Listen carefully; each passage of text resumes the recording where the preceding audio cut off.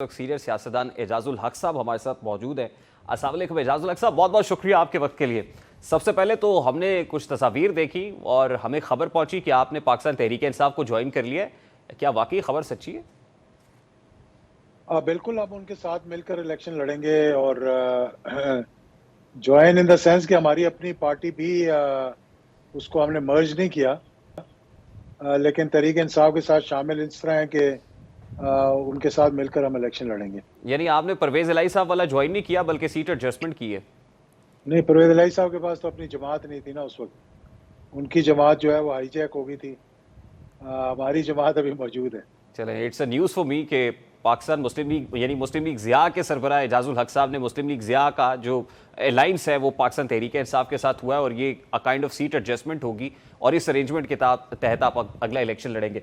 अच्छा एजाजुल हक साहब, ये फरमाइएगा कि इस वक्त इमरान खान साहब जो बयानियाँ बना रहे हैं, ख़ास तौर पे काफ़ी नैरो डाउन करते करते करते उनकी कत्ल कहानी के अंदर खासे मोड़ आए हैं। अब उन्होंने कहा कि वो पंजाब पुलिस के 4-5 लोग हैं, तो जुडिशल कमीशन आज बना दिया गया पंजाब हुकूमत की तरफ से। आप समझते हैं कि खुशाइंद है?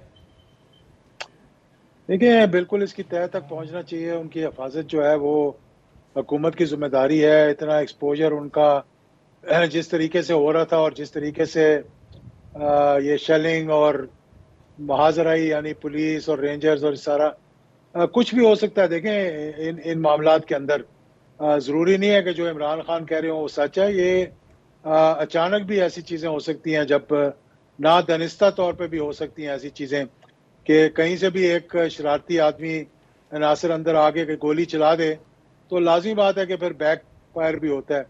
हम लोग कई मरतबा इससे गुजरे हैं इस तरह कि अगर सामने से फायर आए तो लाजमी बात है आपके गार्ड्स होते हैं, आपके साथी होते हैं जिनके पास लाइसेंसी असला होता है, तो वो भी फिर ये करते हैं।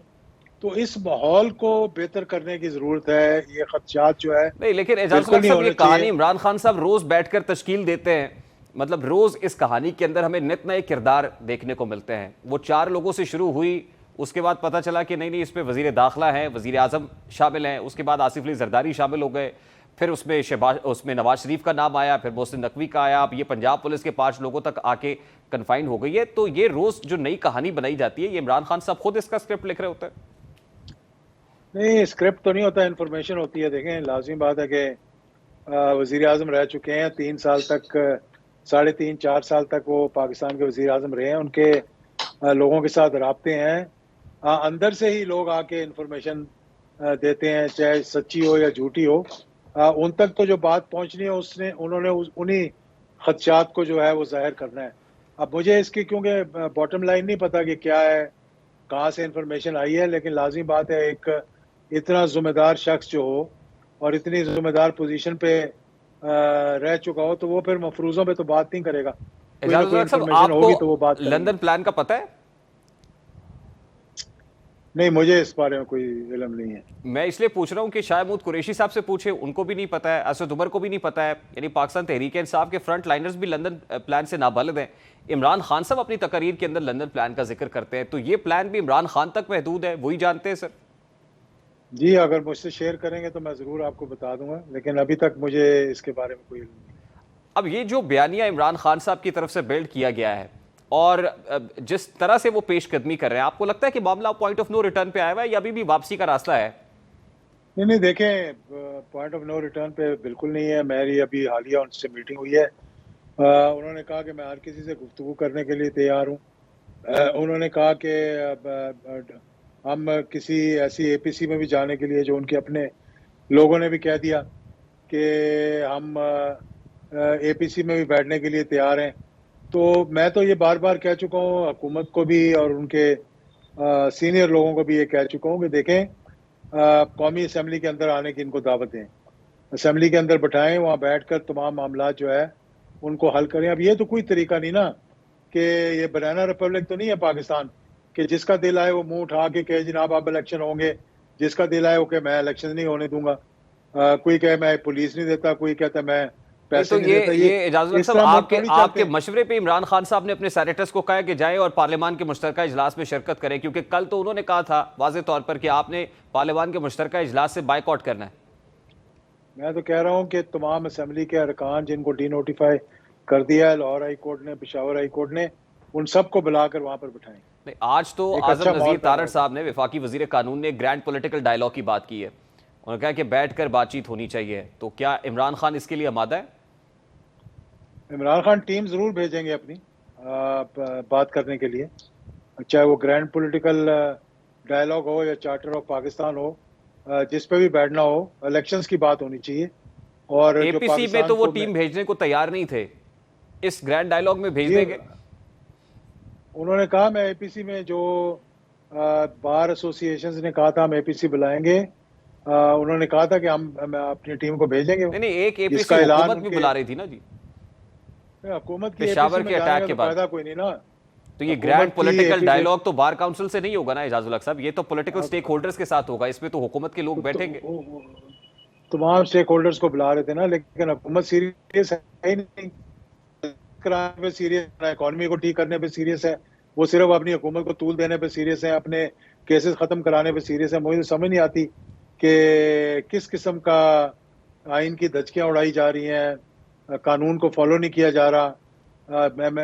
जो इनके हालात लग रहे हैं, मुझे तो लगता है अक्टूबर में हालात मजीद खराब हो जाने, और इन्होंने अक्टूबर में भी इलेक्शंस नहीं करवाने। यानी आप ये समझ रहे हैं कि जो 8 अक्टूबर की तारीख है, 8 अक्टूबर को भी इलेक्शंस नहीं होंगे? नजर तो नहीं आ रहा। नहीं, अगर ये होने आप होते तो आइन के मुताबिक और सुप्रीम कोर्ट के कहने के मुताबिक इनको चाहिए था 90 दिन में करवाते। और मैं ये कह रहा था कि खाली सूबाई असम्बलियों के इलेक्शन जो है वो मुमकिन नहीं है मुनक़िद करना, लेकिन हुकूमत को चाहिए था थोड़ी फ्लेक्सिबिलिटी दिखाते, ये कहते आकर के जी हम इलेक्शंस को 2 माह पीछे करते हैं, इन इलेक्शंस को 2 माह आगे करते हैं, हम बीच का रास्ता निकालते हैं। नहीं, वो आप तो ये कह बिल्कुल रहे हैं कि करने को 8 कुछ तैयार अक्टूबर ही को नहीं भी है। इलेक्शंस नहीं होंगे, ये आप अपनी इंफॉर्मेशन की बेसिस पे कह रहे हैं? को मालूमात है आपके पास या आपका तज्जिया है? नहीं, आपकी आवाज मुझे, आपका सवाल ही नहीं आया। एजाजुल हक साहब, मैं ये कह रहा हूं कि 8 कोई अक्टूबर को प्रॉब्लम आप हो रहा कहते था, हैं कि तो दोबारा इलेक्शंस पूछ आप लें नहीं क्या देख कह रहे रहे हैं, 8 अक्टूबर को आप इलेक्शंस होते हुए नहीं देख रहे, ये आप कह रहे हैं। मेरा सवाल आपसे ये कि आप अपनी मालूमात की बेसिस पे कह रहे हैं या आपके पास कोई कोई कोई इसका ये एनालिसिस है आपका?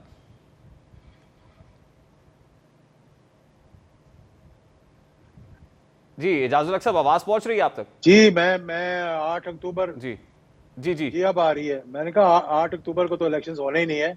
इलेक्शन मेरे ख्याल में अक्टूबर एंड या 15 अक्टूबर के बाद में होने हैं। 8 अक्टूबर का तो ऐसे ही उन्होंने जल्दबाजी में टाइम दे दिया। मेरे ख्याल में 18 अक्टूबर है तारीख जो है इलेक्शंस की। तो नज़र तो नहीं आ रहा कि ये करवाएंगे, क्योंकि अब जो जिनके पास पैसे नहीं है, जिनके पास सिक्योरिटी नहीं है, जिनके पास आरओज नहीं है, तो अक्टूबर में तो मजीद मुझे लग रहा है इकॉनमी के हालात ज़्यादा ख़राब होंगे, क्योंकि मौजूदा हुकूमत के पास तो कोई प्रोग्राम ही नहीं है इस इकॉनमी को ठीक करने के लिए। ये तो सिर्फ अगर IMF ने पैसे दे दिए तो चंद दिन गुजर जाएंगे, अगर उन्होंने ना दिए तो फिर ये बिल्कुल हाइपर इन्फ्लेशन होगी। और जिस तरह आटे के अंदर भाग दौड़ हो रही है, इसी तरह हर तो फिर एजाजुल हक शहर साहब, पे इमरान लोग जो खान है साहब के लूटमार पास कर क्या रहे चारा होंगे। अभी होगा? तो इमरान खान के पास क्या ऑप्शन होगा फिर, सिवाय इसके कि वो बैठे और बैठ के बातचीत से मसाइल को हल करें? नहीं, उनके पास तो चारा है कि वो कानून के जरिए सुप्रीम कोर्ट में जाएंगे। फिर हुकूमत को अगर चाहेगी तो सुप्रीम कोर्ट के साथ माजराई करे। ये 73 के आइन का 50वीं सालगिरह है इस साल, तो मालूम नहीं कि सालगिरह मनाएंगे या उसका डिमाइस होगा, या क्या करेंगे, ये आइन के साथ क्या लेकिन देखें ना, खिलवाड़ कर रहे इलेक्शंस हैं। और तो मुझे अफसोस सुप्रीम इस कोर्ट बात ने से नहीं होता है कराने ना एजाजुल हक कि साहब, पीपल्स इलेक्शंस तो फिर पार्टी इलेक्शन बीच में कमीशन बैठी नहीं हुई है। कराने। जो भी करवाएगा अहकामात सुप्रीम कोर्ट के। नहीं, लेकिन फिर भी इलेक्शन कमीशन नहीं कराने ना, ये इख्तियार तो इलेक्शन कमीशन के पास है, और इलेक्शन कमीशन के पास अगर रिसोर्सेज नहीं है। इलेक्शन कमीशन ने तो नहीं, इलेक्शन कमीशन के जो जो इस वक्त हालात हैं, अगर उनके पास सुप्रीम कोर्ट के कहने पे उन्होंने इलेक्शंस कराने थे, तो उनको चाहिए था कि ये सारी चीजें लेकर सुप्रीम कोर्ट के पास जाते, कहते जी ये फौज हमें सिक्योरिटी नहीं दे रही, फाइनेंस मिनिस्ट्री ऑफ फाइनेंस हमें पैसे नहीं दे रही, जुडिशरी हमें आरओज नहीं दे रही, अब आप बताएं कि हम क्या करें। तो उनके जो बॉल है उनके कोर्ट में डालना था ना। आपने रात को 10:30 बजे एक तरफ से चांद दिखा दिया और दूसरी तरफ से आपने इलेक्शंस को पोस्टपोन कर दिया ताकि लोग डाइवर्ट हो जाए और मस्जिदों की तरफ भाग के तरावियां पढ़नी शुरू कर दें। दो सरप्राइजेस आ गए ना जी कल रात। अब ये मुझे बताइएगा, ये जो ग्रैंड पॉलिटिकल डायलॉग वाला मंत्रा है हुकूमत का, इसके ऊपर तहरीक इंसाफ बैठेगी नहीं बैठेगी?